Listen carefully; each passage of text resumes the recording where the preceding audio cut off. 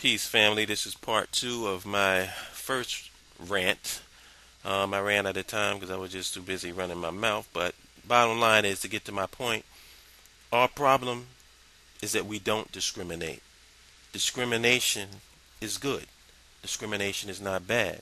You have to discriminate to know what works in your interest and what doesn't. The mere fact that we don't discriminate means that we don't work in our interest. And therefore, people can benefit from our actions, and our actions help empower other people. So let's look at this. What's the MO of the white man in this country? Universally practiced race discrimination is a standard form of cartel power. I'm getting this from The Black Power Imperative by Theodore Cross, and this is from page 132.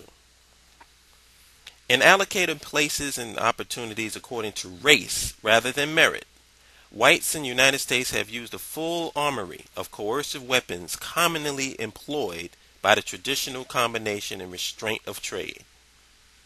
In common with the classic cartel, the collective racial prejudgment mounted against black people.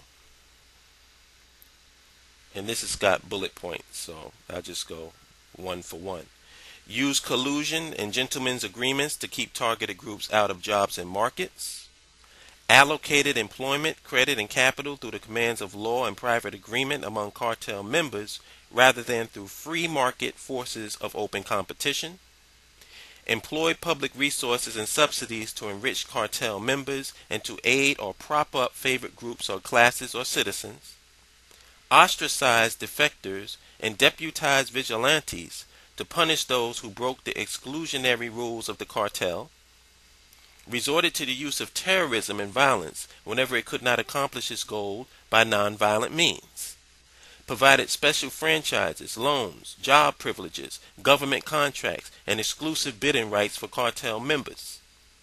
Use legislators and government agencies to enact licensing laws and administrative rules that safeguarded the favored position of members of the cartel. Establish customs, rules of etiquette, and gentlemen's agreements to prevent potential competitors from acquiring the training and skills necessary to equip them to perform the task or to take advantage of the opportunities that the cartel wished to reserve for its own members. Proclaimed its fervent and undying devotion to restrict employment and free trade while steadily pursuing the closed membership objectives of the cartel. And last but not least, called for open competition and a fair fight. Sound familiar, Pat Buchanan? But not until it had succeeded in becoming the biggest kid on the block. If I were to go point for point, for every little point that this fucking moron made, I would destroy him within 3 minutes' time. But they don't let guys like me debate these guys. They let bootlicking Negroes, polite Negroes who, if you really want to get technical about it, or as Larry Holmes would say, you want to get technical, you should have slapped the nigga upside his fucking face, slapped fire out his motherfucking ass. Sometimes that's the perfect response when you being disrespected. And I'm really fucking tired of people acting like racism is a fucking event and not a system. That shit pisses me off when I hear questions like, have you ever experienced racism? That is such a fucking stupid question. Have I ever experienced racism? Let me see. I'm in America. My last name is from the name of a plantation owner, most black people, and I'm speaking English.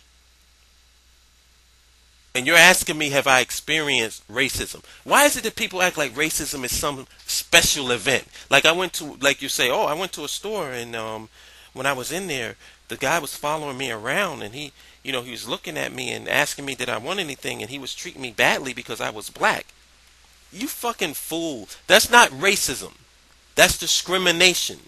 He's discriminating against you because of the color of your skin, because you happen to be black, and because of his racist attitudes towards blacks, he discriminates and says, I don't want those people around in my store. or I'm going to pay special attention to them because they're black. That's discrimination. Racism is a system. Racism affects you socially, economically, and politically. If you don't have the power to affect somebody socially, economically, or politically, then all your little so-called quote-unquote racism is you not liking that person and talking badly about them and then feeling bad because you don't like them. So that kills that reverse racism crap. And then there was a point that he made in the video about white men being 108 out of the 110 justices is just an organic process. He says that if you look at the track team, the Olympic track team, if the majority of them are black, nobody cries racism. Well, first of all, you're a fucking liar because the majority of them are not black. But let's just say hypothetically that I buy that. Do you think that you can go to a track team on a college university, show up and say, hey man, I'm black? Well, hey, you're black? Get on the team. I mean, is that how it works? Maybe I've been out of the loop. I'm thinking that you have to compete against other runners. So if black men run faster than white men, they prove that they're faster on the track. If the white men could outrun the black men, then the white men would be the ones who make the track team. Or am I missing something? How is that organic process the same as you just giving 108 seats to crackers? Not even allowing white women in until recently. And black men or black women or Spanish or Latin women. No other Chinese, anybody of color. 108 have been white men, and that was just an organic process. Had nothing to do with the fact of all of the rundown that I gave of all of the racial quotas, all of the affirmative action for white people before affirmative action in the sense that we know it now even came into existence. See, I was advised, my brothers and sisters, to really turn that TV off or to flat out get rid of it. Get rid of the TV. Get rid of the fucking radio. At least with the internet, it's narrow casting. When I want to search something and search out information or listen to something or be entertained by something, it's something that I picked. It's not meaningless crap that's just playing in the background, seeping into your subconscious that makes you, exhibit these niggardly characteristics. Have some choice in what you want to have listen and what's playing in the background. When I'm home and I'm cleaning, I don't listen to Kiss or BLS or some stupid crap music that they got out, some Soldier Boy nonsense. You know what I'm listening to? I'm listening to lectures. I'm listening to Amos Wilson. I'm listening to John Henry Clark. I'm listening to Professor Jeffries, Professor Smalls. I'm listening to Sarah Sutton Seti, and I'm listening to Khalid Muhammad. I'm listening to King Noble, Black Sun. I'm listening to these guys.